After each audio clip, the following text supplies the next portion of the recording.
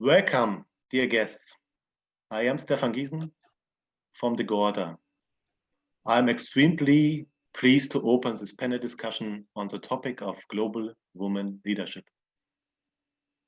The Gorda has organized this webinar on the occasion of the launch of the book Women in Top Management, Role Models from Around the Globe Share the Paths to Success. The book is available in English and in German. You can order it at your local bookstore, Amazon, or on thegorda.com. There are certainly many reasons why we have published these books. As a global publishing house, the topic of gender equality and as a consequence, the representation of women in all areas of society and economy is a key value for us. But let me say some words about the Gorda. The Gorda is based in Berlin and is one of the oldest independent publishers in Germany, with a history dating back more than 270 years. We are the leading publisher of academic content and also publishing books for business professionals. In total, we publish more than 1,300 new books each year, and we also publish journals and digital products. Now it's my pleasure to introduce the author and moderator of our panel. It's Bettina Al-Sadik-Lowinski. She is a researcher, author, certified international mentor coach. Following from a long management career in multinational companies, she has worked as an international executive coach and expert on diversity in Germany, France, Japan, and China. Originally from Germany, Dr. Al-Sadik-Lowinski currently lives in Paris, France. In 2014, she founded the Global Women Career Lab, a worldwide research and training initiative for women in leadership positions. Her new books are the result of ongoing empirical work with top women managers from all over the world. I'm delighted that we have panel guests from 6 countries whom Bettina will introduce to us. Willkommen, Bettina. The floor is yours. Thank you very much, Stefan, for the nice introduction. And thank you to the team of De Gruyter for organizing this panel on how women rise globally into top management. I think it's a good moment for this panel, but it's also needed. So why is it a good moment? Because for the first time in the US, we have a vice president elected, and in her inaugural address, she emphasized the importance of women who pave the way for other women. In Germany, we have Chancellor Merkel now celebrating 15 years of leading the country. And we have other women in France like Christine Lagarde, we have in the EU, we have Ursula von der Leyen, and I could name many from all the other countries, women in important key decision functions, sharing on occasions their experiences to other women and who are leading the way to other women to follow. But I think there is also a need for our discussion here, because we read a lot in the media about how this year had a declining effect on women. Women are less represented in the media in some countries, and women have double burden work and they are affected, and then the impact is on promotion, of course, into senior functions. And of course, we see the direct impact to women's health.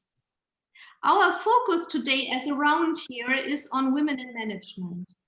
From a researcher perspective, there's still a gap between doing research for women in management to all the existing studies with men. So cross-cultural research with women executives is very, very rare. So my new research with the Global Women Career Lab traces the successful careers of fascinating women. And today here in different countries such as Russia, China, Japan, France, and Germany as examples. It shed light to the question on how female role models in executive functions from all over the world, how they plan their careers, what techniques they use to overcome obstacles, and the leadership style that enable them to rise to senior management, and then more important, to stay there, right? That's a topic. So our guests here today are united by being participants in this global research. All of them, from my perspective, are true role models for career building, for leadership, but also, and that's very, very important, for supporting other women. This is why we are here today, to give some inspiration, to support you who are watching, and to share some tips from the various countries. As much, of course, as we can do with having so many countries in 1 hour, of course. Our focus area today are the global challenges and barriers in countries, but also, and that's mainly what we want, the chances for women in management. And we have the secret hope to see more women at top management level functions all over the world. So let me introduce my first guest, and she's the early bird, and I'm absolutely thankful. She's sitting in the US, and it's my pleasure to welcome Britta. Britta Bombard is the Chief Marketing Officer at Church and Dwight in the US, and she also holds a supervisory board function at Primo Waters Corporation. Britta, as a German, you have been working, and I learned that in the research and in our interview, in many, many functions, international functions in different countries, and you are for some years now based in the US. So what do you observe on the general situation for women in the US who strive for upper management? Thank you, Bettina, and hello and welcome everyone. So I hope you are taking career inspiration, because we do need more diversity in leadership positions. So for the US, I would say there's a lot of formal programs in place. So most US companies at an international operating level would have a diversity program or would have diversity statements, and probably would also have, employee circles supporting women. But then you have to look at the numbers, and the US might be slightly better than a couple of other countries. But if you look at the S&P 500, which is the stock market's biggest companies, the number of female CEOs in 2019 was only 5.8%. So that means 94% were men. And if you look at the composition of the workforce, it's actually that slightly more women work in the kind of clerical or leadership positions. It is 51%.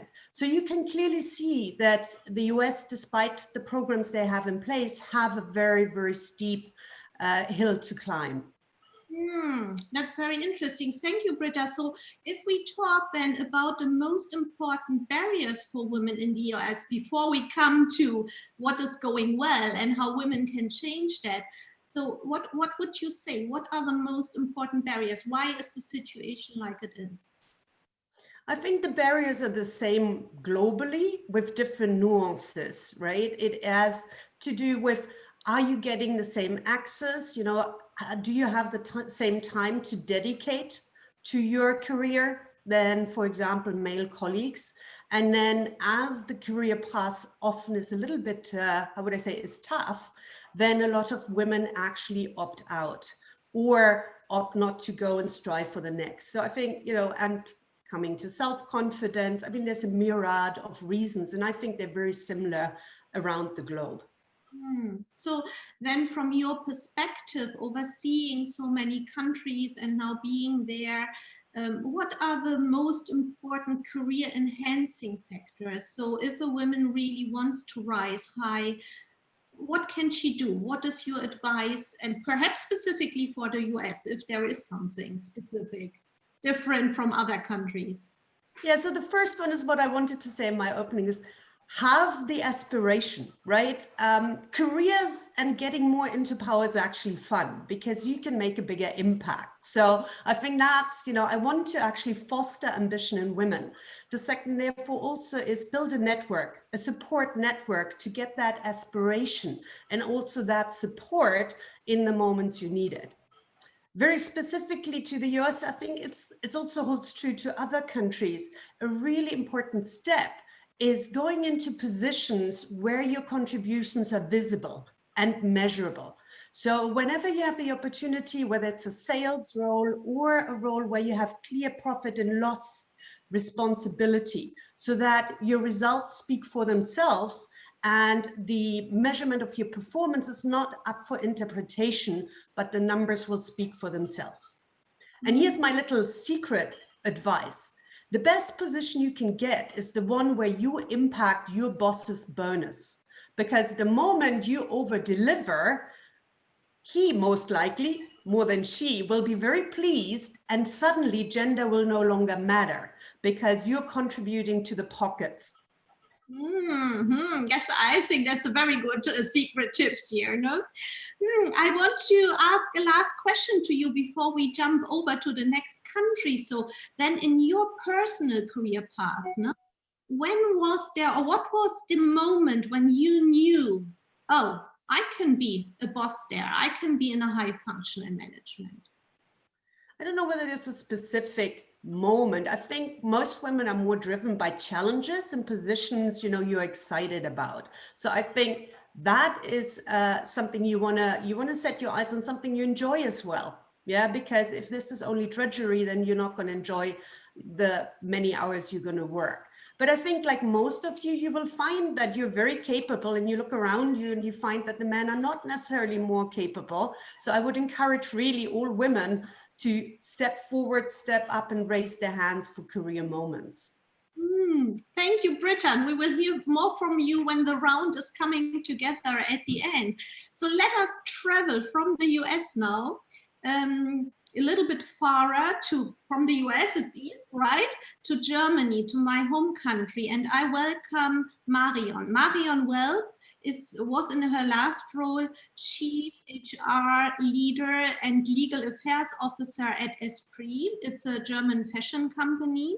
And she also has a role in the supervisory board.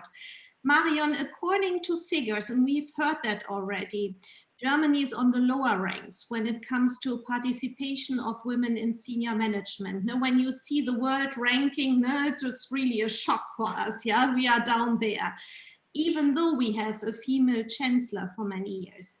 So what are the barriers for women in Germany, and how do successful women overcome them?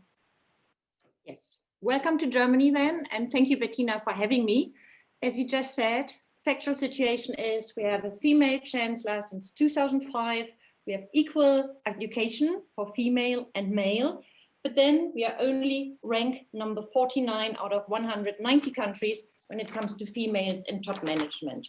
From my personal perspective, and I would like to deep dive in both a little bit, it is, first of all, the famous glass ceiling, which prevents females from going from management into top management. And secondly, let's say, historical female role picture in the society they have on females, but also in particular on motherhood. If I may, I would love to focus a little bit on the glass ceiling first, because in middle management, we indeed in Germany still have 41% of females, while in top management, we are only then with 18%. So the big question is always, what happens from middle management to top management? And I like to really phrase this in a very metaphoric way. It is like breaking through the ceiling to get into the top.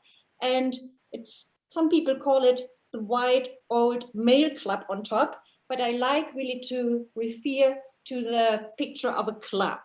A club has, we all know it from general life, certain admission criteria, which are made by the people sitting in the club, and those are the male. And I would love to cite a colleague of mine from Generation CEO, Claudia Süßmuth-Dijkhoff, who also is the daughter of our first federal minister in 85 to 88. for family affairs, senior citizenship, women and youth. And she said, it's so difficult to get into the system because it's normal that human beings like to pick alike to feel most comfortable. And I think we females have to admit we are not alike. We are not a man. In my own career, I started in 1999 in a mid-sized boutique law firm with 15 attorneys, and I was the first female they picked. And they told me later on that was a huge decision. Should we expose ourselves to the female world? And I think they deeply regretted that decision only 1 year later when I left, because looking backwards, why did I leave? I didn't feel alike. I was not part of the male club.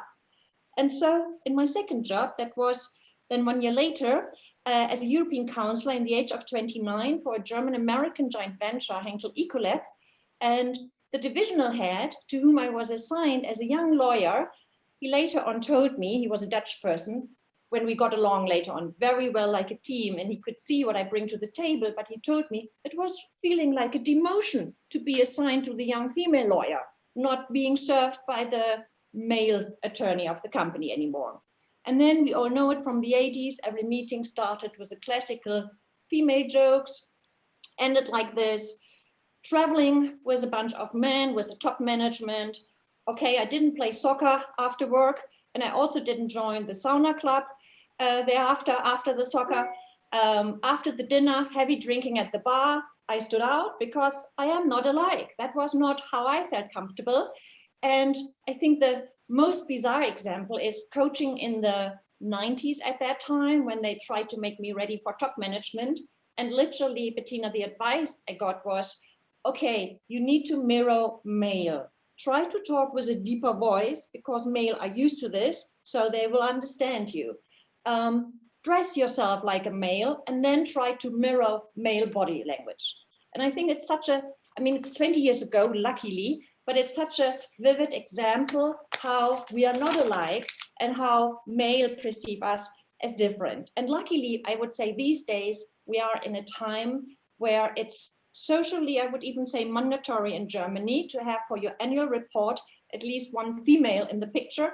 And this is true on the executive level. So these days, you said it at the beginning, is kind of our starting days. The legislation has just passed in Germany, a law, which makes it now mandatory for executive managements to have one female, though as soon as they have 4 people in the management team. So male number 1, male number 2, male number 3, and then there can be a female.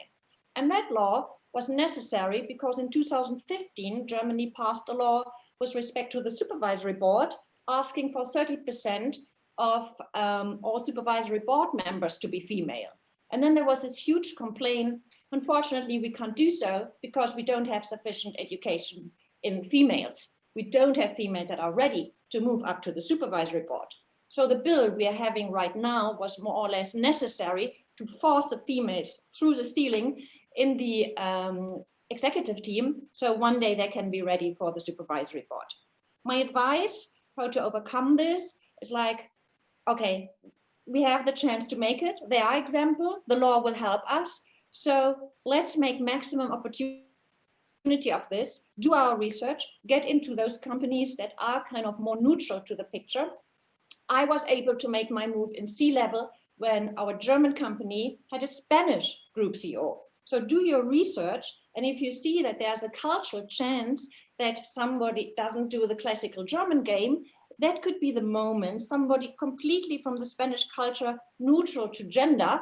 And so he asked me, what is the big thing in between females and male and top management in Germany? I don't see the difference. So that was a huge opportunity for me. And doing the research, seeing where it is possible for females to get up, we need to use that opportunity. And then I think we also should help our sisters. And Bettina, if I have slightly time to come to the second point, the classical female picture on motherhood in Germany.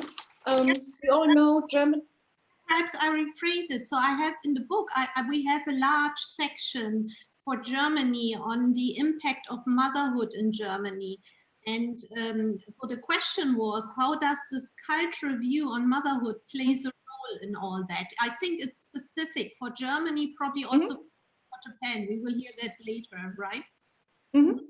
Yes, so may I continue and elaborate? I think we lack the infrastructure for childcare, that's clear. But I think what is the overruling point is a picture on females, and it has, I have to go and dive deep in the dark hours of German history. Our grandmothers, and they were part of our education. They had the role model of delivering kids to the Führer. This is what that was their living, basically, their identity. Up to the 60s in Germany, a female had to ask for a written allowance, permission from the husband if she would want to work. And if she would even want to have wages on an own account, she would again need a written kind of certificate from the husband to have that account to get her money. And then in the eastern part, when Germany split and we had the DDR, there was a different way to do it. They were all on full time and there was sufficient childcare. But we in the West, we definitely looked down on them. That was really something where we felt very aloof and say, these poor females, they have to deliver the kids to the state so that the Communism Party can educate them. So with all the history we are coming from, it is still to be what we call a Rabenmutter, a natural mother, raven mother, if you in Germany give your kid full-time to daycare. And I had a conversation just the other week when I was preparing for today with my 29-year-old young assistant, and she recognized what I was doing. And she said, Marion, I just gave birth. And when I decided, or when I told the baby group that I would go full-time to work after 1 year only, they would basically exclude me from there on. They would not sit with me on the table. I was in their way because I have a different path chosen than they have. And I was not a good mother from that moment on. So this is something not only historical, it still lives on. And I know from being globally in charge for HR, we had programs to bring back the mothers, like meet your boss, come in for the coffee. We take your baby so you can talk to the boss, stay connected, come to the Christmas party, read our newsletter. Here's your job available for you. But they told me face to face, Marion, I didn't carry a baby in my womb for 9 months to give it away. I don't want that. And I think it's okay that we need to provide that flexibility of choice to females, but I think we need to stick together and not have prejudice against each other. We need to help, and all females need to work in the same direction. Not by accident, I think, Bettina, in your interviews on the German side, you had many females without a kid. And those that managed to have a kid also had an arrangement with the husband that also only one could do the career. This is still a classical way to do it. So as a little advice, and then I'm ending, I think, again, do your research, choose a company where they have childcare on board in the company, or have your baby in your career outside Germany when you are in an, let's say, stay in France, in Asia, where it's much easier to have a baby while you're doing a career. So with the right research, and I think all of us being flexible here in Germany, that every path could be right for a female, being socially acceptable, that could be the way forward.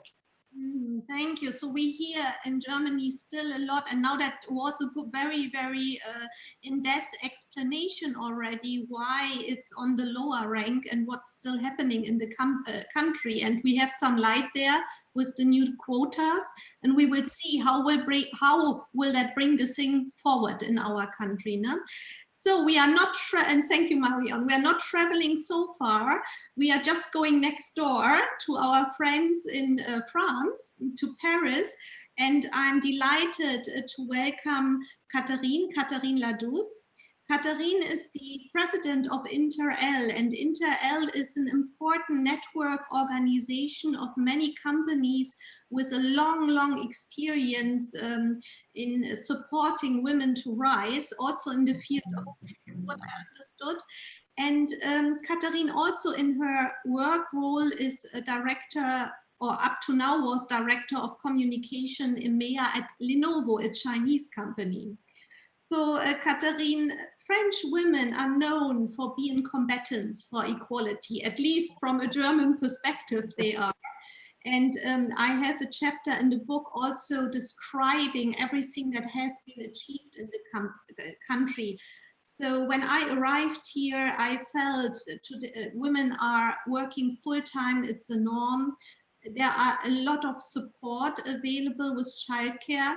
Not all the support probably that women need, but some. You had the Zimmermann quota already a while ago to bring women into boards. But on the other hand, I feel at forums like the Women Forum and so on, still a lot of debates going on. And the question is, how can we achieve more equality on the highest corporate levels, such as general manager and CEO? So what can you share besides all the great points in France, that the world, I think we are looking to you from that perspective, but what are the inhibiting factors still in place in France, and what can women do to overcome these?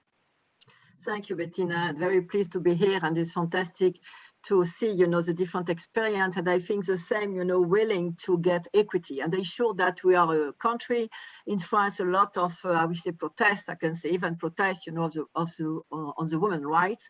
And we made some progress, but, working as I made, I work for international company, US and Chinese company since many years.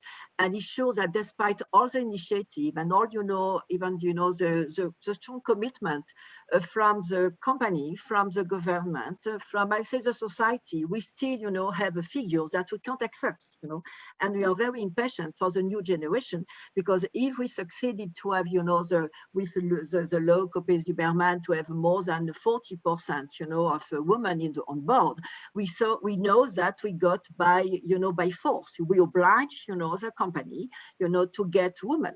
And now I would like to congratulate Germany. And I can tell you, I was yesterday on a women network, discussion, and we were, using, the example of Germany. Germany has been first. And I remember that Angela Merkel and Emmanuel Macron say that they will, work on this law to get, quota in the COMEX. All the women network and all the company are working now to get, this law. Why? Because I think, and to answer to your question, what are the inhibitors that way? In France, there is a lot of paradox, and we still have a lot of sexism. I have to say that. We still have a lot of unconscious bias, and we need absolutely to work, and all the company and everybody is trying to work. The key word is the inclusion. We need to have the right environment. And I think one of the best of the major obstacles is the fact that we still don't have enough society which is enough inclusive, a society which accepts to have a woman on top. This is following the education, despite, I will say, also key example, but Christine Lagarde, of course, is our key example, but do we have a lot of Christine Lagarde on top? We have only, the figures are terrible. In terms of CEO, we have only one or two, in the big 41 in the 40 company, CAC 40. So I think these figures now, there is, we can't accept for the new generation. And there is a lot of initiative first to fight against sexism and this invisible sexism. I'm not speaking about, of course, the violence, and all what you are doing in France against the violence, but beyond the violence, sexism exists also, before, which is invisible, the little remarks, in the coffee machine. So there is a lot of initiative from company. The name is even Stop Sexism, So this for me is the first inhibitor, because it's invisible. And I have 3 daughters, and I can tell you my daughter now, of course, they are all working. And they say, but no, Mama, I think she considers that's a little bit the whole debate of the feminists, But now, when they start to have children, and they see the difference, because there is, some decision which has been made, and they have the feeling the sex exist. And second, I think there is, the code that you in your book. It's interesting because you are speaking about the French code, and I was thinking about that. And it shows that in France there is this expectation of, women who can succeed in every area. We need to be very feminine. We need to be very elegant, very smart, because you represent France, you know, and the fashion and so on. At the same time, you know, you need to of course, we have I don't say that there is a pressure on kids, but we have the chance to have, you know, the infrastructure to help us to work and, you know, to better manage, probably than in Germany, the private life and professional life. So it means that you see a lot of women who have a lot of kids and at top level, you know. So there is an overall pressure from the society, and which means that sometimes, of course, the women are a little bit afraid to take all this responsibility because the pressure is very high, you know, to be the executive woman that everybody is expecting. So I think for me, when we are speaking about the inhibitor, I think we need to see what are the solutions. And for me, it's a combination of course, building the right culture. And I was, for example, in charge of diversity and inclusion of the board, you know, in Lenovo. It's very important to speak about this inclusion. Second, we need to help the women, of course, you know, because sometimes they don't take enough risk and they don't get enough confidence. We know that. So we need all which is done on coaching, mentoring is very helpful. And we need also even to force them to go in network, because I created this network 20 years ago. I created the first network in IBM France. It was more than 20 years ago. Now, you know, the president of IBM France is a woman. You know that Jenny Rometty has been CEO.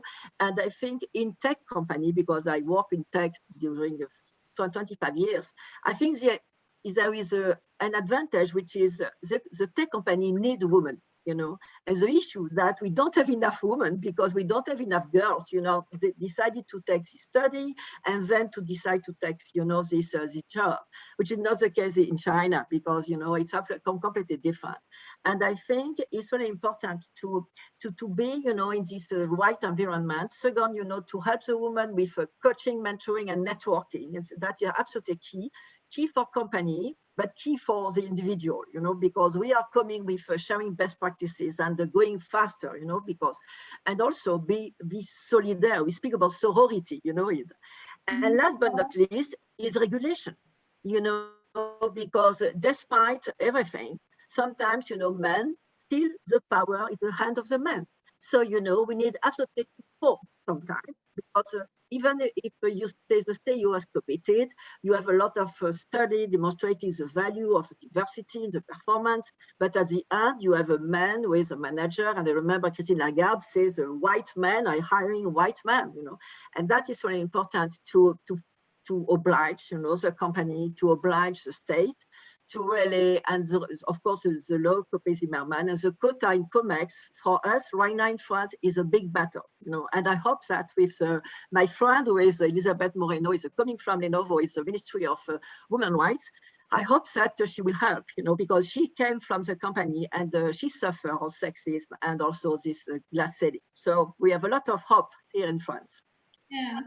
So I hear, and for me, it was also in the research partly a surprise that we as neighbors, we see each other with this topic. No? Germany has a stereotype about France, and France has a stereotype about Germany. And actually, there are a lot of common things I found here, much more than I thought, which you can read in the book. Thank you so much, Catherine. We will come back all together. Yeah, thank you.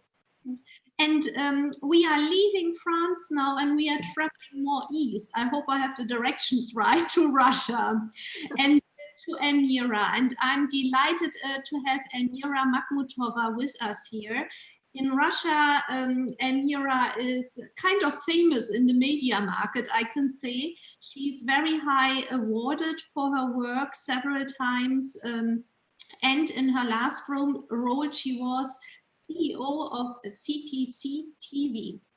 Elmira, according to figures that I have collected in the book, for example, from Grant Thornton, a global research that has been done for more than 10 years, I think Russia is at the high end, the scale, and perhaps we can discuss that, the leading nation when it comes to participation of women in senior level functions. Of course, data, we all know that, no? We have to see where they come from and we can debate that, but I think the direction is clear, it's much more advanced. And you are very well known in Russia of being an influential and successful women in the media market. That's why I choose a more personal question at the beginning for you, Elmira.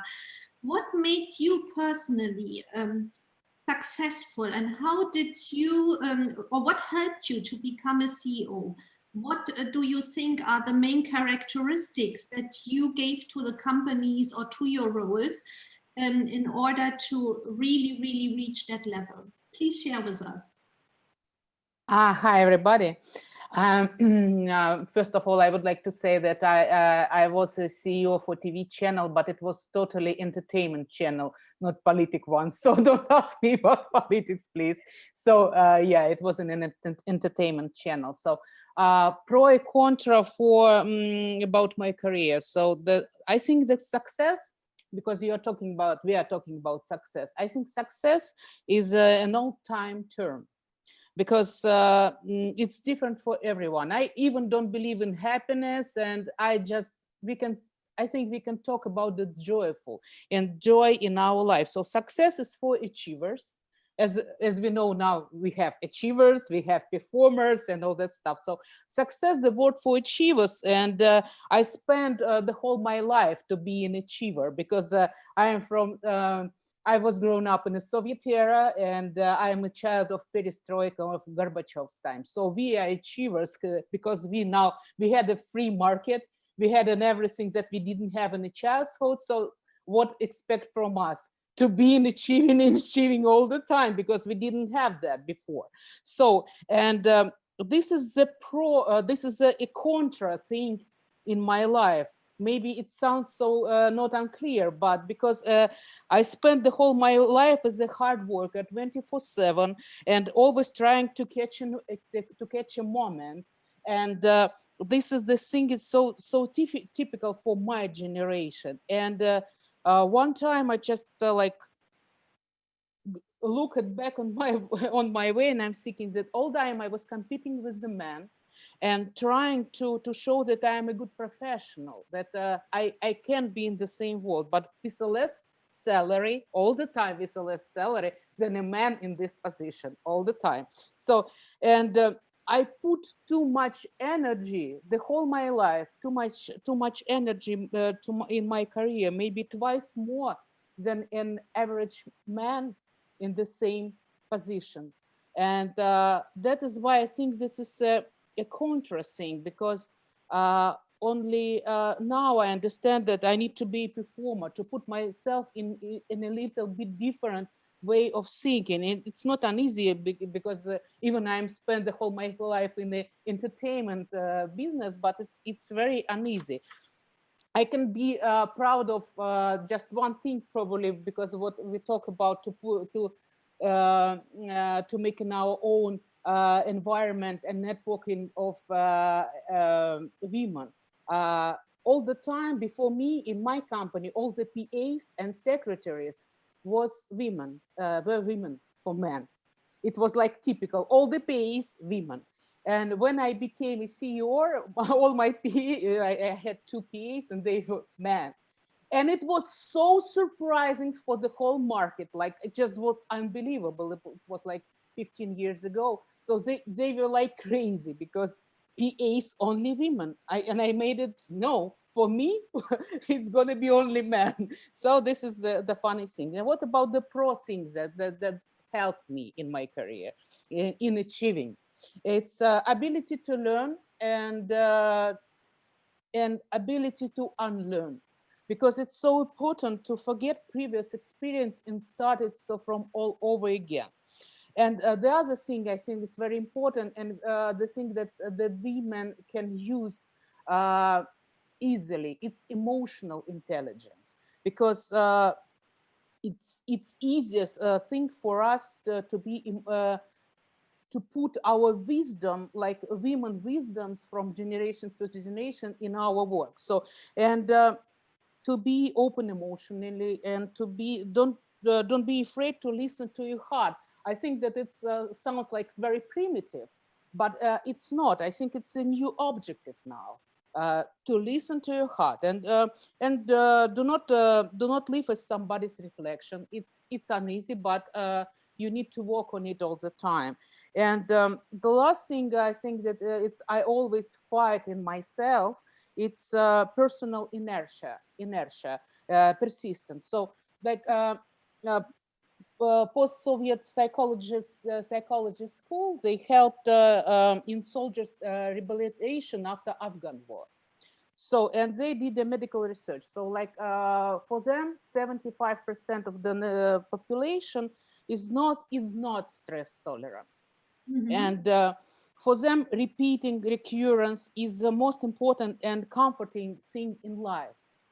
So what you got in childhood, actually, what you live it after. So most people live in memories because it's comforting, and it's the basis of inertia. Stress intolerant people see all the changes as an attack on themselves. It's like personal attack on themselves. So only around 20% of the people, they take changes as a chances in life, and that's why we live in a world of like references all the time, because it's comfort us. So I hope that I was born and I was raised, because I don't think that it's the things that you can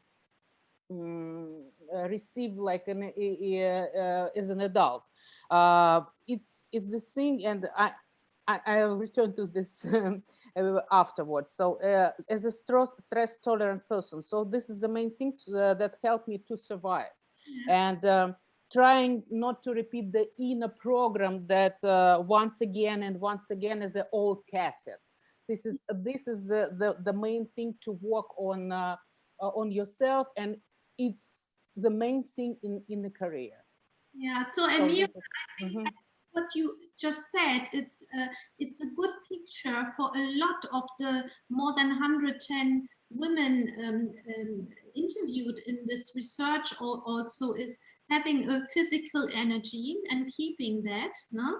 And also watching out for burnout, yeah, to not overdo it, but then also seeing change as something positive, no? Because the requirements of the high management roles just need that, no?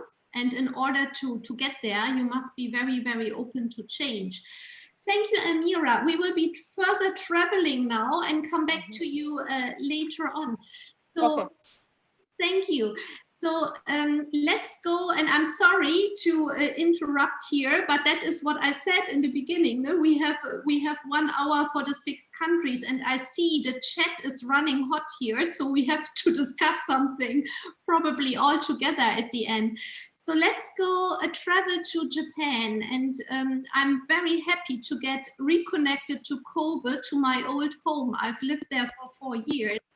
So, and welcome me, Kitano. He's the head of corporate affairs at Eli Lilly in Japan. And the chapter on Japanese women in my book headed Japanese Women Beating the System. So in contrast to what we heard from Elmira to Russia, Japan really women in high management are the exception. Yeah.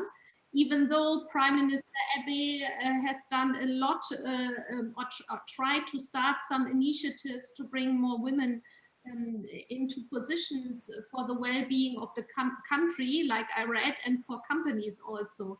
So I think the reasons are complex. But then I found you and the other women that I interviewed, and you were beating the system. So what are the main 3 reasons why women in Japan are still so few in high management functions? Thank you, Bettina, for having me today. It's a great opportunity for me to share the situation here in Japan, but also to share my learnings as well throughout the journey that I've had. In Japan, basically, unfortunately, even though I think we've made some progress, we are still lagging behind.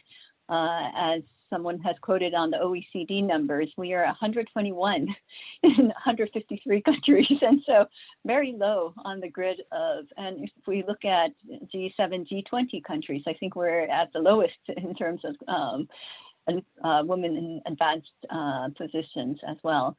It's a sad situation, but gradually we are seeing that women are coming back from maternity leave, continuing to work on their careers.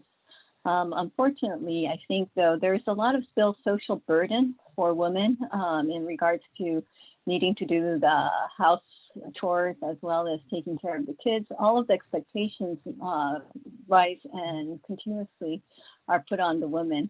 If you even go to like schools, if you are participating in a PTA, it's usually the women that are showing up for that, and the fathers are not necessarily expected to be there. And in fact, if a father does show up, it's almost like, I wonder why the woman is, or the wife has expected him to go instead of the woman being there. So there's a lot of social burden, even from their mothers as well as mothers-in-laws, and wanting to make sure that the family is taken care of by the woman. And so I think that's been the struggle. We've gradually started to see women advancing in the system, but there is a lot of barriers still, and the glass ceiling still exists in a lot of companies. We do hardly see any Japanese in the executive board for Japanese companies. It's about 10% or even lower. Especially in this Corona ages, we're starting to see that not necessarily have we seen a benefit for the women to be able to excel. It's in fact perhaps hindering the system in this situation today. Yeah, and I think, and still we have some in the book. No?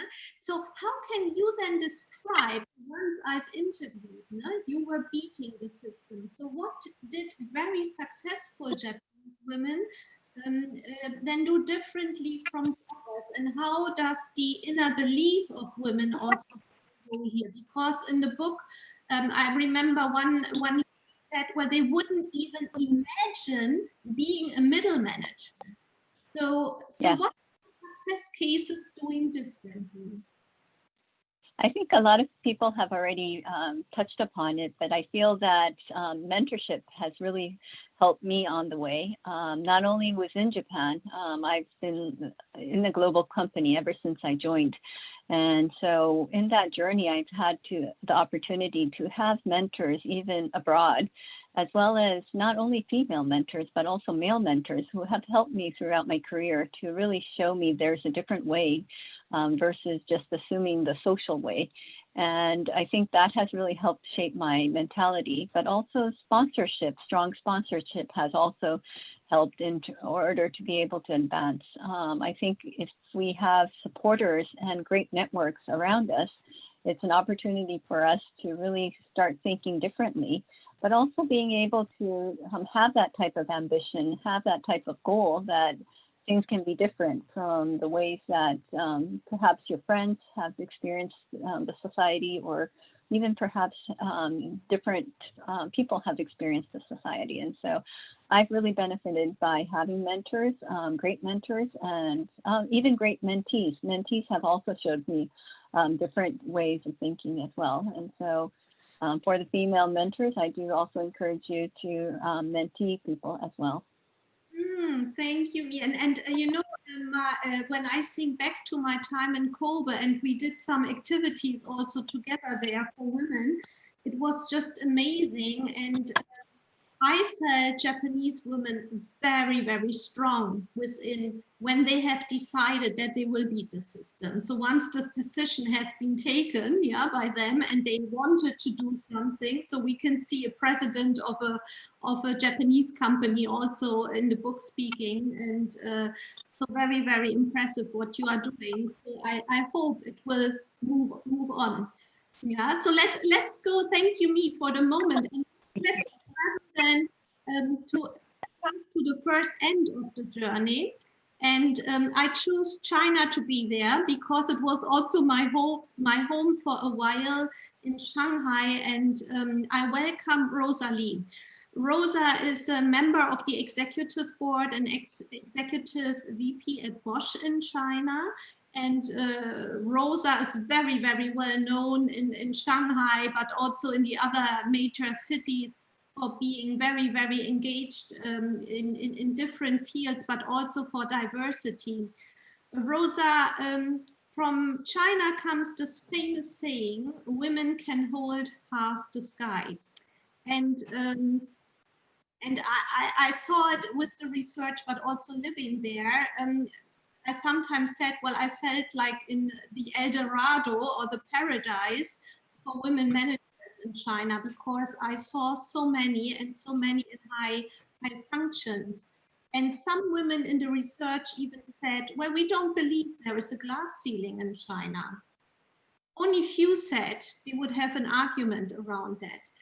So from your perspective, is it true that women can hold half of the management sky in China? Or even like Miss Liu, she's a famous gender researcher, says even more than half the sky. What's your perspective on that? Thank you, Bettina. I would say it's true that, you know, since the liberation of China in 1949, Chairman Mao already strategically and visionary raised the slogan that women can hold half of the sky. And it's also very true, like in China, due to the you know, our first, the country chairman in, has this vision, the surrounding supporting society is much more comprehensive and much more supportive. And then lots of ladies talk about this society desirability of women being, you know, really only role of housewife, taking majority of their family life. It's also not the perception in China. And also it's very true in, I would say in the early stage, there's maybe even more than 50% of women in a junior management role. And also maybe in some industry, well, it's not so male dominated, we have more percentage in women. But Bettina, to be very frank, I think in the still many industry and like automotive or industry, well, male is still dominated. In the more senior level, the less woman, and the more male dominated industry, the less woman. I think that's still the reality. So yeah, we had a good start, but still the journey and the milestone or purpose, final purpose is not achieved.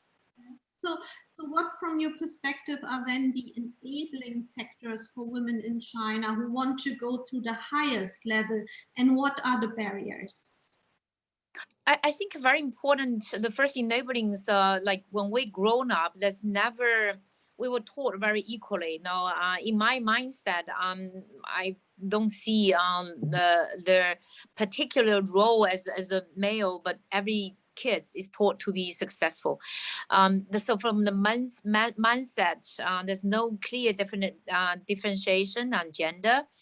At the perception mindset level, you know, being a total person, just like men, you know, men have wife, family, kids, money, sports, everything. For women, the mindset of being a total person, you know, as successful as male, it's starting from as a kid, you know. So I think this is the first important thing, grown up with a mindset, I want to be a total person as the same as a man.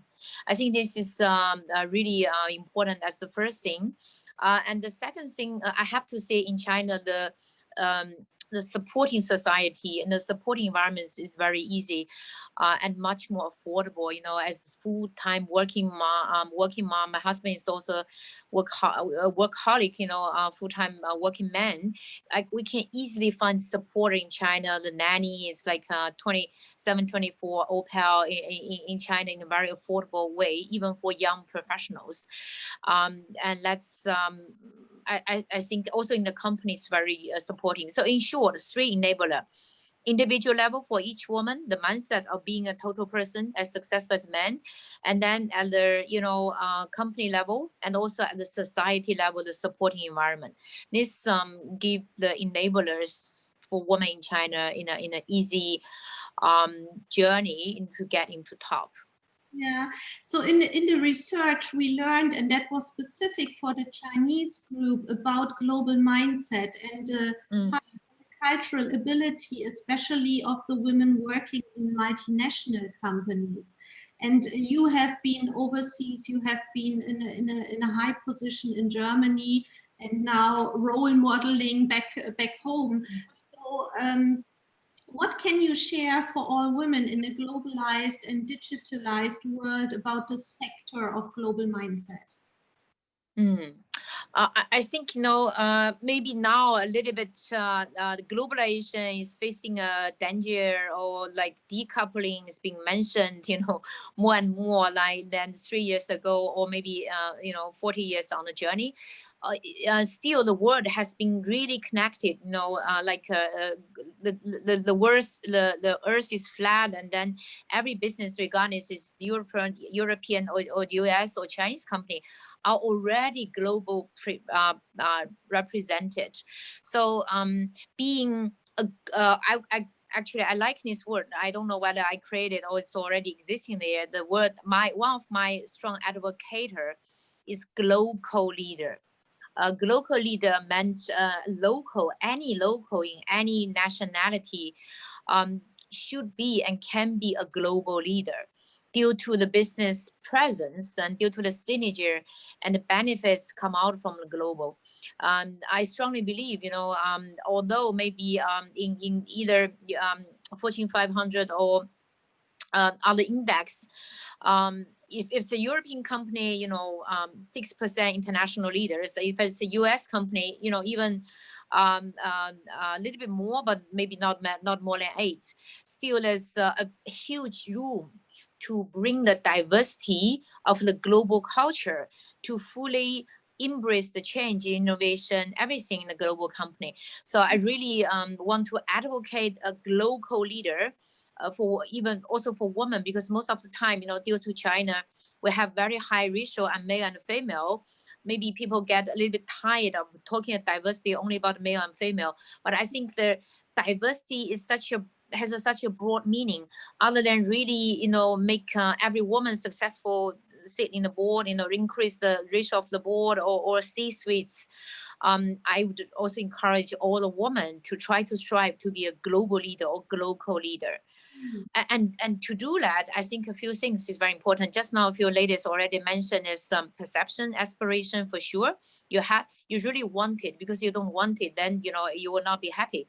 And the second thing I'm really thinking is, other than the competency, like men usually perceived good, like strategic thinking, business acumen, firm and fast decision making.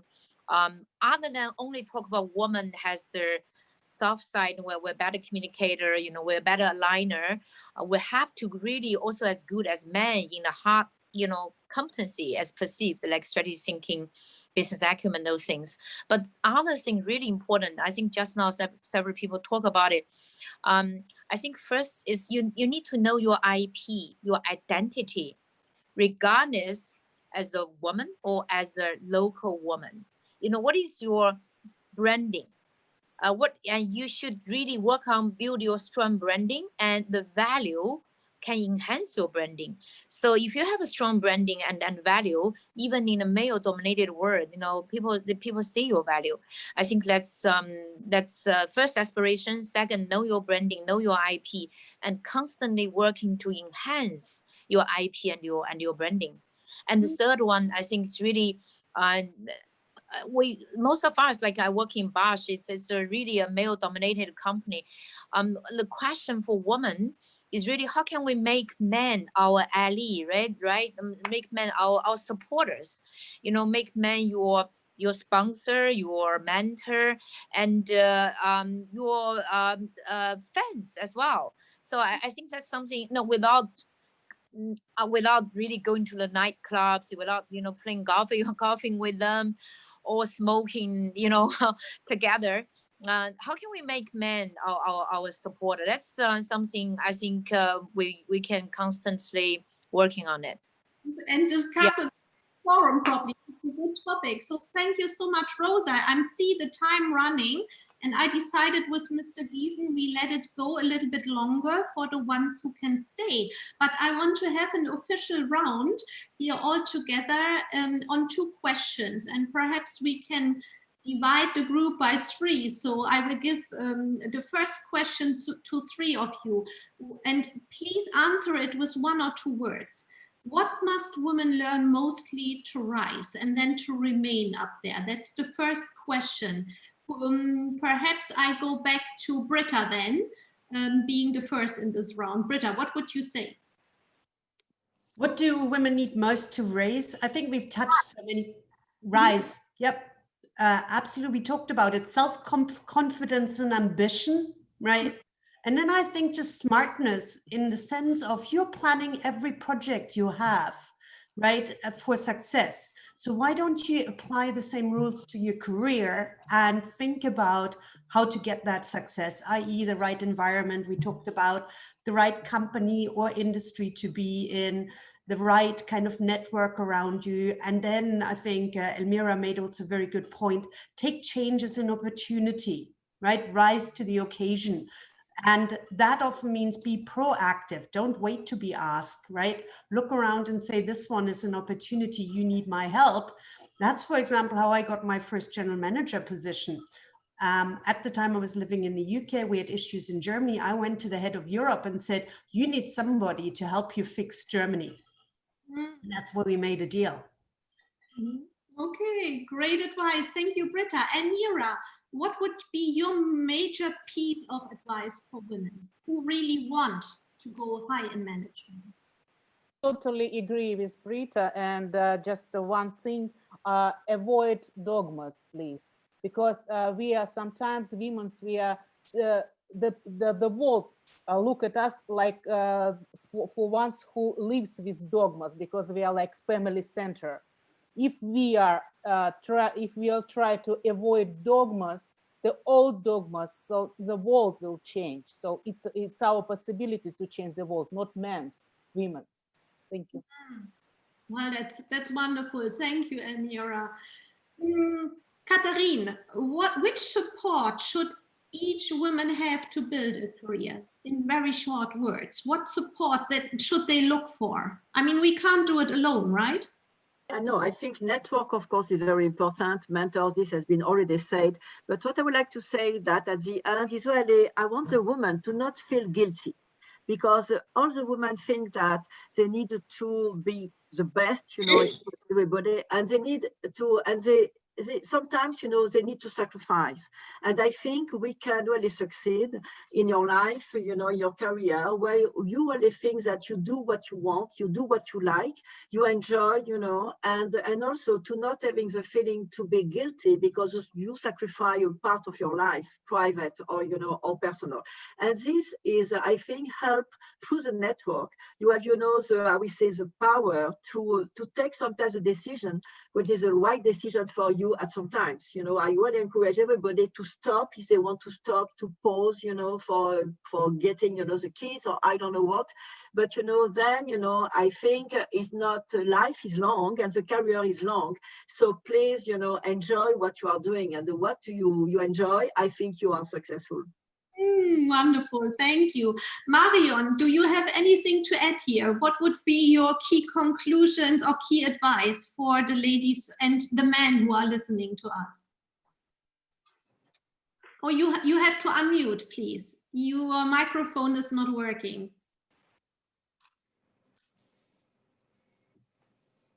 I give you a moment. Sorry, now we go. Yeah, sorry. No, I really completely agree with everything what was said. And in summary, keep going. Resilience and persistency is very important. There will be many obstacles that will not be easy, but keep going and be determined. Great, wonderful. Me, from a Japanese point of view here, what must women learn mostly to rise high in the company? Mostly. Yes. I was going to suggest when you're being asked, don't hide away. A lot of women tend to hide away and say, well, they're not worthy of, or they are not qualified to. And I just want to say, please put down that ghost. Please take it off your shoulder and be confident in the person that asked you to take on that role, and to be able to believe in yourself when you're being asked. Performance is very important in your career, but also making sure that you have the right image, have what people have of you, and ensure that you have the right exposure. It's the PIE, P-I-E, in terms of performance, image, and exposure. And I heard that several times when I interviewed this picture of the pie. Now I looked at my aspirations of career like a pie, and then I identified which pieces are still missing. No? So Rosa, from your perspective, the one and only main piece that every woman must learn when she wants to be successful as a local or global leader? I would say always support both men and women around you, and get support not only from men, because sometimes the important woman will also, at a critical time decide whether you're up or not. So also get support from women plus men. Wow. Yeah, and support them and get their support. Yeah, that's a wonderful word for us here, closing word. And we can go, I will officially finish the panel now, and then if you want to stay, we can go and discuss a little bit more with the chat, because I think it's really, I couldn't even follow the chat, so much is going on there. So dear ladies, this panel, I think from my perspective, is a great example of the cross-cultural sharing possible amongst women in management and around this topic. And it's also a great example for how women from all over the world can stand together and be solid and supportive of each other. And the whole book and this research, for me, I was on a wave of solidarity. If not, it would have never been possible for me to have women like you here, and we have more out there who have been interviewed to give me their trust and their support for all the research questions. So I like to thank De Gruyter here and Stefan Giesen, and I must say it's a man from publishing side who decided to publish this book in 2 languages and in the COVID year. And I know many of my colleagues, other authors, are still queuing up because their books can't be printed. So we have a great supporter within De Gruyter here for the publication of this cross-cultural research on female executive leaders in 2 languages, and he's supporting us all the way. Thank you for being here with me today. If you can stay, please stay a moment longer, and perhaps we can go into the chat. And I hand over to Stefan now to make the official words. Yeah, many thanks, Bettina, and also the panelists and the audience, the rest of the audience. This was a very good and interesting panel discussion. Thank you very much for taking the time, and we will stay, please. We will answer the chat. Everyone else, I wish a nice day or good night.